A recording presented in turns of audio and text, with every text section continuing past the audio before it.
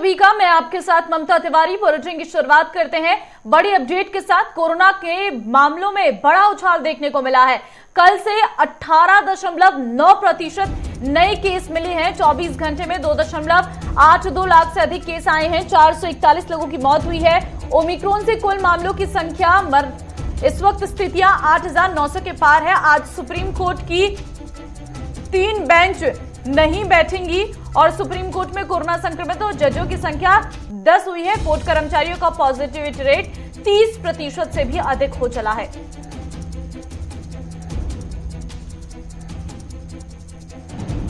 तो फिलहाल आपको बता दें कि ओमिक्रॉन के कुल मामलों की संख्या 8,900 के पार पहुंच चुकी है और हर दिन के साथ संक्रमण बढ़ता हुआ नजर आ रहा है। सुप्रीम कोर्ट में कोरोना संक्रमित जजों की संख्या 10 हो चली है और साथ ही आपको बता दें कि कोरोना में ये बड़ा उछाल है। अगर हम देखें तो कल से 18.9% से अधिक मामले सामने आए हैं, यानी 24 घंटे में 2,82,000 मामले आए हैं। 441 लोगों की मौत भी हो चुकी है। ओमिक्रॉन के कुल मामलों की संख्या अगर बात करें तो 8,900 के पार इस वक्त मामले पहुंच चुके हैं।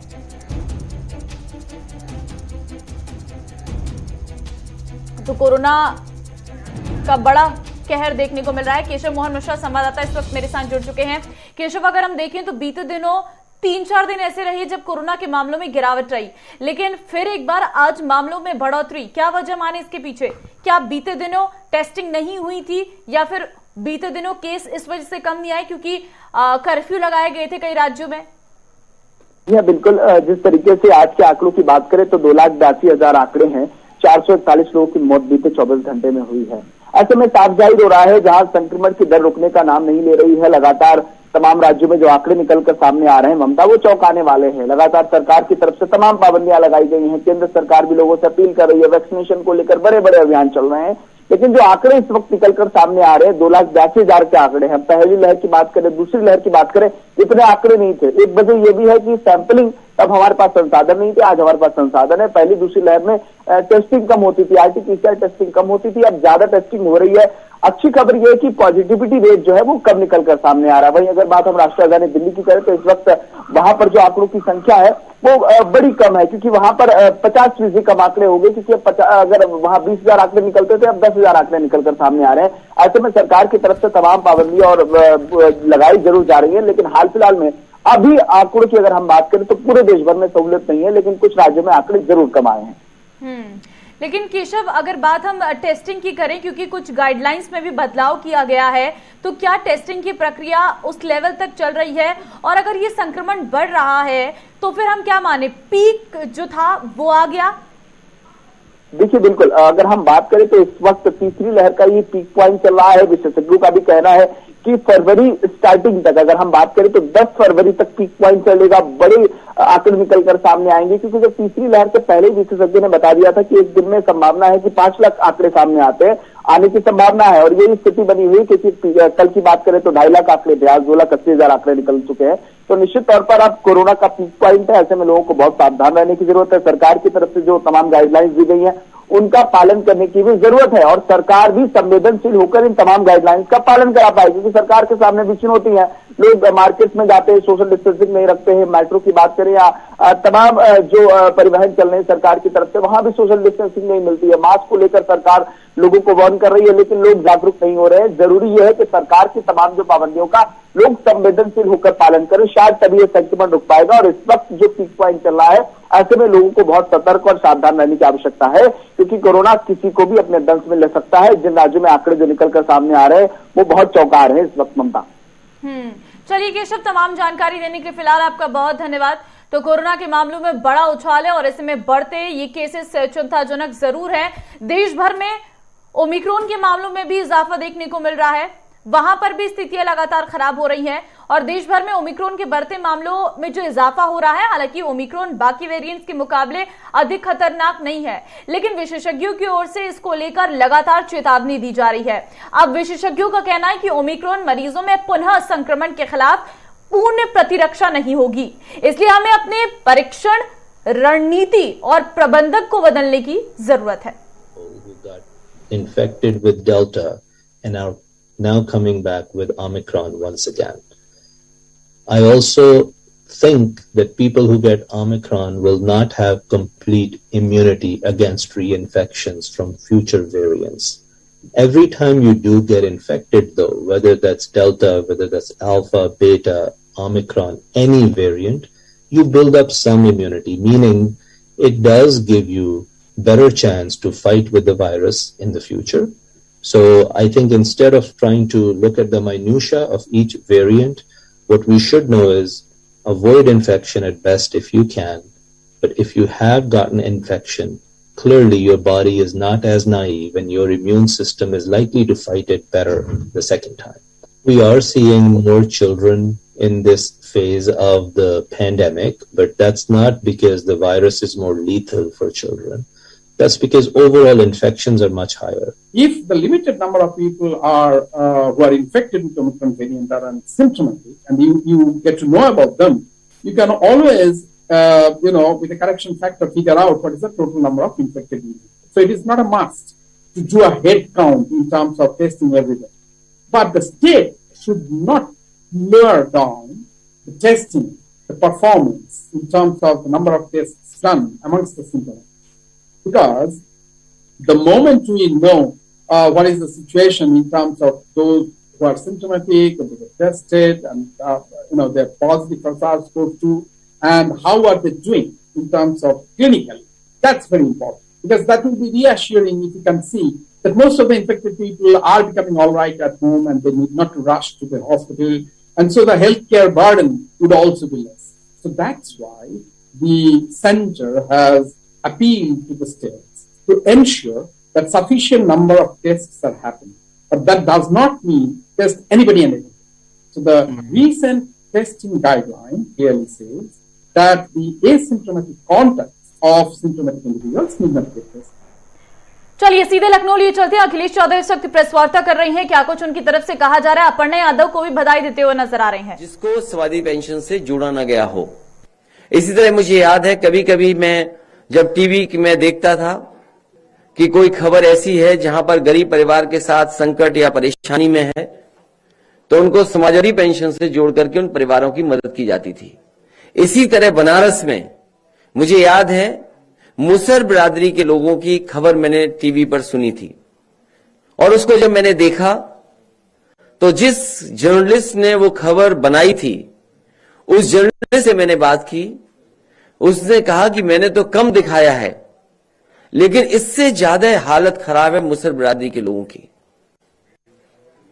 उसी समय वहां के जिलाधिकारी जो मौजूद थे बनारस के, मैंने उन्हें फोन किया और मैंने कहा कि इन परिवारों को समाजवादी लोहिया आवाज से जोड़ करके और सभी परिवारों को जो महिलाएं गरीब हैं इनको समाजवादी पेंशन देने का काम हो। उसी समय जिलाधिकारी ने उन परिवारों को समाजवादी पेंशन से जोड़ने का काम किया। इसी तरह कुशीनगर के जिलाधिकारी थे, जब उनको यह सूचना मिली तो उन्होंने कहा कि हमारे अब बजट थोड़ा कम है, अगर जिले को बजट ज्यादा मिल जाएगा तो इस तरह के मुसहर जाति के और तमाम ऐसे परिवार हैं उनको भी हम जोड़ने का काम करेंगे। तो उसी समय फैसला लेकर के बजट बढ़ा करके उन परिवारों को भी जोड़ने का काम किया। जिस समय मैं बुंदेलखंड में समाजवादी पैकेट को बांटने गया और मैं एक बहुत पुराना स्थान है जैन धर्म का देवगढ़, वहां गया। वहां जब मैंने देखा जंगल के बीच में ट्राइबल लोग, जनजाति लोग परिवार रह रहा था, पूरा गांव था, उन्हें पता कि मैं वहां से गुजर रहा हूं, तो जो कुछ उनके पास था उससे वो स्वागत करने आए थे। जो वो अपनी ढपली बजा रहे थे वो भी फटी थी। जो वो फूल लेकर के आए थे वो कनेर के फूल और जंगल के फूल लेकर के आए थे, उससे माला बनाई थी। और जब मैंने उनके घरों को देखा कि वो पॉलिथीन या टीन में रह रहे हैं और घर भी पूरा नहीं बना है, उसी समय जिलाधिकारी क्योंकि साथ थे, मैंने कहा कि इस गांव को पूरा का पूरा लोही आवाज दे दिया जाए। और मुझे खुशी है इस बात की कि मुझे जानकारी मिली जब मैं पिछली बार अभी ललितपुर गया था कि पूरा का पूरा गांव लोही आवाज से बन चुका है। सभी को उस समय उस योजना से जोड़ा गया और साथ ही साथ समाजवादी पेंशन देने का भी काम हुआ था। इसी तरह लखनऊ मोहल्ला लखनऊ में पीजीआई के पास सपेरे रहते थे और उन सपेरों को जगह ले ली गई थी आवास विकास के माध्यम से। उन सपेरे परिवारों की कोई मदद नहीं हो रही थी। समाजवादी सरकार बनी थी, लोहिया आवास के साथ साथ उन्हें समाजवादी पेंशन से भी जोड़ने का काम होना शुरू हो गया था। मुझे याद है कि कन्नौज में बड़ी संख्या में मुझे अक्सर हमारे कार्यक्रम में सपेरे मिलते थे, सपेरे समाज के लोग मिलते थे, और पता नहीं क्यों सपेरे समाज के लोगों से हम समाजवादियों का लगाव रहा है। वो हो सकता है इसलिए भी कि जो हमारी पहचान थी, अगर हम किताबें पढ़ें, पुरानी पढ़ें, तो जो राइटर्स थे जो भारत आए, उन्होंने जहां जहां भारत को किस रूप में लिखा, उन्होंने ये भी कहा कि भारत स्नेक चार्मर्स की देश है। तो उसी समय फैसला लिया था कि एक्सप्रेसवे के किनारे एक स्नेक चार्मर्स विलेज बनाया जाएगा। उस समय जमीन चिन्हित हो गई थी, जमीन नहीं ले पाए थे, लेकिन समाजवादी पेंशन दे दी गई थी उन परिवारों को, लोहिया आवास भी दिया गया था। लेकिन पुणे जब सरकार बनेगी तो एक्सप्रेसवे के किनारे स्नेक चार्मर्स विलेज बनेगा। साथ ही साथ ऐसे परिवार जो ऐसे गरीब, जिनकी जातियों के नाम पे ही गरीबी दिखाई देती है, जात के आधार पे ही बहुत गरीब है, उन परिवारों को 100% समाजवादी पेंशन से जोड़ने का काम समाजवादी सरकार में होगा। एक बार फिर मैं प्रेस के लोगों का धन्यवाद देता हूं और दोबारा कहता हूं कि समाजवादी पेंशन योजना शुरू होगी। इस बार 6,000 साल नहीं मिलेगा, इस बार 18,000 रुपए साल मिलेगा। और मैं अपने ऑपरेटरों से कहूंगा कि अगर पुराना एड उन्हें मिल गया हो, क्योंकि प्रेस में उस एड से शुरू करना चाहता था, वो एड जरूर चलाएं और उसके बाद प्रेस साल के 6,000 और महीने के 500। ये सिर्फ रुपए नहीं है, किसी मजबूर बेसहारा के घर में इन्हीं। तो समाजवादी पार्टी की प्रेस कॉन्फ्रेंस इस वक्त आप सुन रहे थे। अखिलेश यादव ने सबसे पहले अपर्णा यादव को बधाई दी है, मुलायम यादव की बहू जिन्होंने आज बीजेपी का दामन थाम लिया है। उसके बाद ही समाजवादी विचारधारा का विस्तार हो रहा है, ये साफ तौर पर अखिलेश यादव कहते हुए नजर आए। और जो मुफ्त बिजली का वादा वो कर रही हैं, मुफ्त बिजली बिल का वादा 300 यूनिट तक, उसका विस्तार आज शुरू हो चुका है और ये door to door campaigning Samajwadi Party की तरफ से की जाएगी। बढ़ते हैं आगे। मुलायम सिंह की बहू अपर्णा यादव ने बीजेपी को ज्वाइन कर लिया है और केशव प्रसाद मौर्य की मौजूदगी में आज उन्होंने सदस्यता ग्रहण की है। समाजवादी पार्टी के नेता मुलायम सिंह यादव की बहू हैं अपर्णा यादव। चुनाव से पहले सपा को बड़ा झटका देते हुए ये पार्टी में मौजूदगी आज अपर्णा यादव की रही है और उनकी तरफ से कहा गया कि मैं बीजेपी की बहुत आभारी हूं, मेरे लिए देश हमेशा सबसे पहले आता है, मैं पीएम मोदी के काम की प्रशंसा करती हूं। अपर्णा यादव की बीजेपी में शामिल होने पर उत्तर प्रदेश के उप मुख्यमंत्री केशव प्रसाद मौर्य ने कहा कि मुलायम सिंह के पुत्रवधी होने के बावजूद अपर्णा यादव ने अपने विचार रखे हैं। काफी दिनों की चर्चा के बाद उन्होंने बीजेपी में शामिल होने का फैसला लिया है। मुलायम सिंह जी की बहू अपर्णा यादव आज भारतीय जनता पार्टी में शामिल हो रही हैं। मैं हृदय से स्वागत करता हूं। और कारण क्या है, उत्तर प्रदेश के बारे में आप जानते हैं। उत्तर प्रदेश सपा के शासन में पश्चिमी उत्तर प्रदेश का चुनाव चल रहा है। पूरा मेरठ, सहारनपुर, शामली, गाजियाबाद इस बेल्ट का और पश्चिमी उत्तर प्रदेश ब्रज प्रथम और द्वितीय चरण का चुनाव है।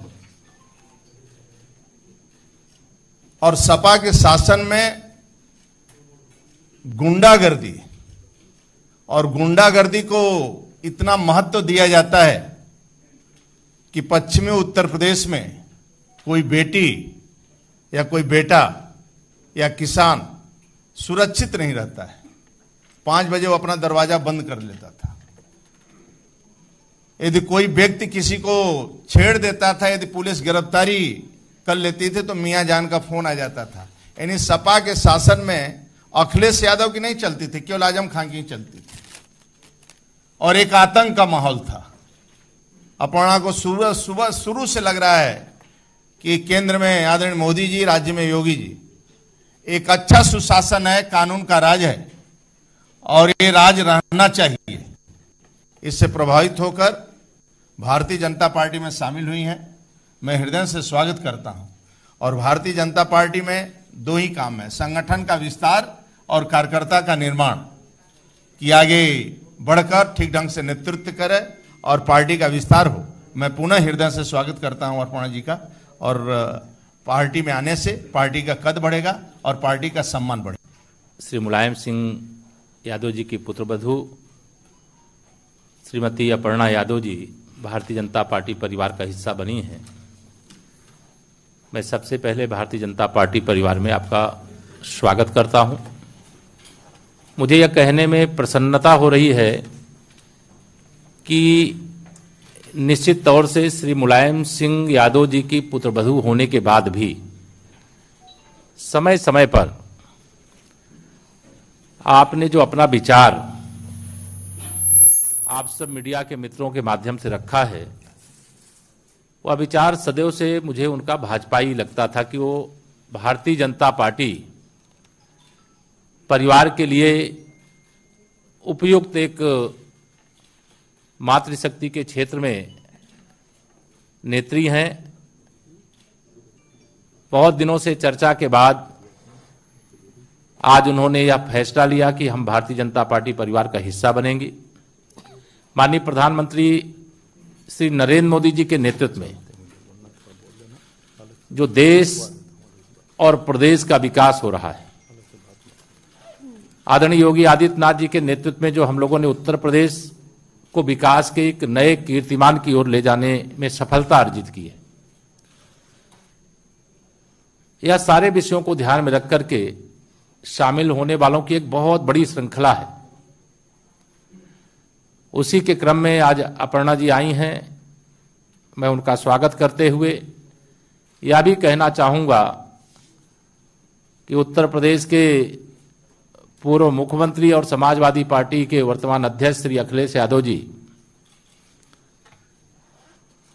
अपने परिवार में ही सफल नहीं हैं और प्रदेश के मुख्यमंत्री के रूप में भी असफल रहे हैं, सांसद के रूप में भी असफल हैं, और उनको इतना लंबा समय भारतीय जनता पार्टी प्रत्याशियों की पहली सूची आई, हमारे माननीय मुख्यमंत्री जी का, मेरा भी नाम पहली सूची में आया, लेकिन अभी भी कहते थे कि हमने बड़ा विकास किया है। जो विकास योजनाएं आती थी उस पर स्टिकर चस्पा करने का काम कि हमने ये शुरू किया है, और कोई विकसित क्षेत्र उनके द्वारा जो विकास किया गया है उस क्षेत्र से उनके अंदर चुनाव लड़ने की हिम्मत नहीं हो रही है।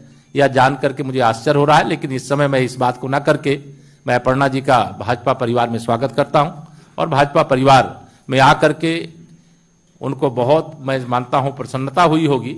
वह आदरणीय बालूनी जी हमारे अभी बताएंगे, वो अपने विचार को संक्षेप में यहाँ रखेंगे भी। धन्यवाद। मैं आदरणीय प्रधानमंत्री श्री नरेंद्र मोदी जी का, आदरणीय मुख्यमंत्री उत्तर प्रदेश श्री योगी जी का बहुत बहुत धन्यवाद करती हूँ, और हम सबके प्रदेश अध्यक्ष जी स्वतंत्र देव जी, हमारे डिप्टी चीफ मिनिस्टर केशव राय मौर्य जी, श्री अनिल बलूनी जी, मैं बहुत बहुत धन्यवाद देती हूँ यहाँ पे मंचासीन सभी लोगों का कि आपने मुझे भारतीय जनता पार्टी का मेंबर बनने का एक सुअवसर दिया। मैं, जैसा कि सभी जानते ही हैं, मैं हमेशा से प्रभावित रहती थी आदरणीय प्रधानमंत्री जी से, और मेरे चिंतन में हमेशा राष्ट्र सबसे पहले है। मुझे लगता है कि राष्ट्र का धर्म मेरे लिए सबसे ज़्यादा ज़रूरी है, और मैं बस यही बोलना चाहती हूँ कि अब मैं राष्ट्र की आराधना करने निकली हूँ। इसलिए आप सभी लोगों का सहयोग भी बहुत अनिवार्य है, और मैं बहुत बहुत हमेशा से प्रभावित रहती हूँ जिस प्रकार की कार्यशैली है, चाहे वो स्वच्छ भारत मिशन हो, चाहे वो महिलाओं के लिए। चलिए आगे बढ़ते हैं। यूपी के आगरा में ठंड का कहर लगातार जारी है। न्यूनतम तापमान 5.8 डिग्री दर्ज हुआ है। कोहरे की वजह से गाड़ियों की रफ्तार पर ब्रेक लगी है। आम लोगों की मुसीबत अब बढ़ती हुई नजर आ रही है। तो फिलहाल आगरा में न्यूनतम तापमान की अगर बात करें 5.8 डिग्री है। कोहरे की वजह से गाड़ियों की रफ्तार पर ब्रेक लगता हुआ नजर आ रहा है। पर्यटन नगरी आगरा इन दिनों ठंड से दो हाथ होता हुआ नजर आ रहा है। मनीष गर्ग संवाददाता इस वक्त मेरे साथ जुड़ चुके हैं। मनीष, क्या हालात हैं आगरा में? क्योंकि कहा जा रहा है कि इस वक्त टेम्परेचर लगातार घटता हुआ नजर आ रहा है आगरा में, और क्या धूप नहीं खिल रही है? कितने दिन हो गए ऐसे? दिन हो गए। कहीं ना कहीं देखा जा रहा है कि सर्दी का इतना बुरा हालात है, कहीं ना कहीं लोग अपने घरों में कैदी नजर आ रहे हैं। अगर बात की जाए न्यूनतम तापमान की, तो न्यूनतम तापमान की आगरा में अगर दर्ज किया गया है वो 5.8 दर्ज किया गया है। अगर वहीं अगर देखा जाए तो तापमान की बढ़ोतरी अगर देखा जाए तो कहीं ना कहीं शिमला का हाई तापमान देखा जाए तो 12 डिग्री सेल्सियस था। कल अगर यहाँ आगरा की बात की जाए 10 डिग्री था, 10.6 था।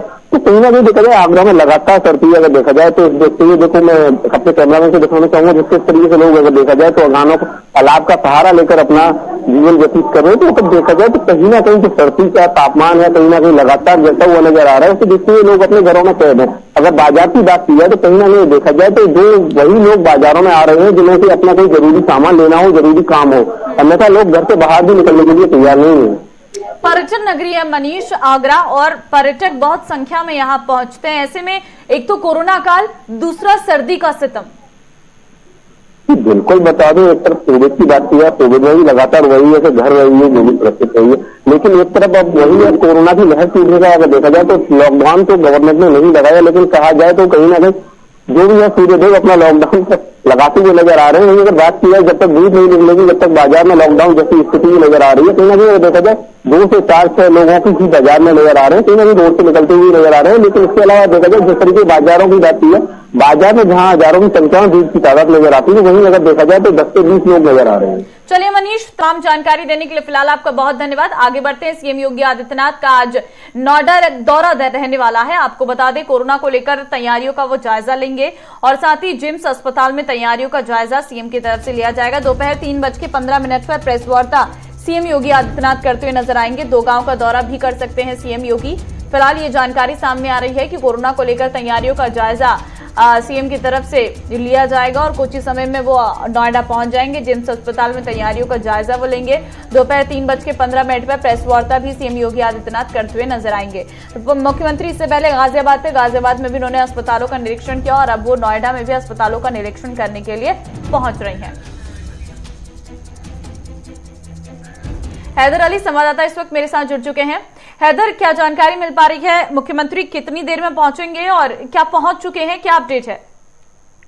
ममता, देखिए कुछ ही देर में मुख्यमंत्री योगी आदित्यनाथ जिम्स हॉस्पिटल पहुंचेंगे, लेकिन अभी जो सूत्रों के हवाले से खबर निकलकर सामने आ रही है उसमें एक बदलाव है कि कहा जा रहा है कि CM Yogi Adityanath by road आ सकते हैं। फिलहाल अभी ये कुछ कंफर्म नहीं है, लेकिन हलचल तेज है। इसका एक ही मतलब है कि अब से कुछ ही देर में सीएम योगी आदित्यनाथ पहुंचने वाले हैं, और सीधा वो हेलीपैड पर अगर बाय रोड आते हैं तो सीधा जिम्स आएंगे, अगर हेलीकॉप्टर से आते हैं तो पहले जीजेयू जहां हेलीपैड बनाया गया वहां पहुंचेंगे, वहां से बाय रोड सीधा जिम्स पहुंचेंगे, और जिम्स पहुंचने के बाद हॉस्पिटल का निरीक्षण करेंगे। निरीक्षण करने के बाद सीधा प्रेस ब्रीफिंग करेंगे, और प्रेस ब्रीफिंग करने के बाद सीधा कयामपुर गांव जाएंगे। वहां गांव जाने के बाद वहां जो निगरानी समितियां बनाई गई थी, जो लोग उसके मेंबर हैं, उनसे बातचीत करेंगे। बहुत शॉर्ट दौरा है, 1 घंटे के अंदर पूरा ही उनको कार्यक्रम खत्म करना है सीएम योगी आदित्यनाथ को। उसी को देखते हुए प्रशासन सख्त है, और जो जिम्स का एरिया है उसको पूरी तरह से कॉर्डन ऑफ कर दिया गया है, और जो भी वाहन यहाँ से आ जा रहे हैं उनकी चेकिंग की जा रही है, और आसपास के इलाकों में भी प्रेस कॉन्फ्रेंस भी करेंगे, इस बात की भी जानकारी है हैदर?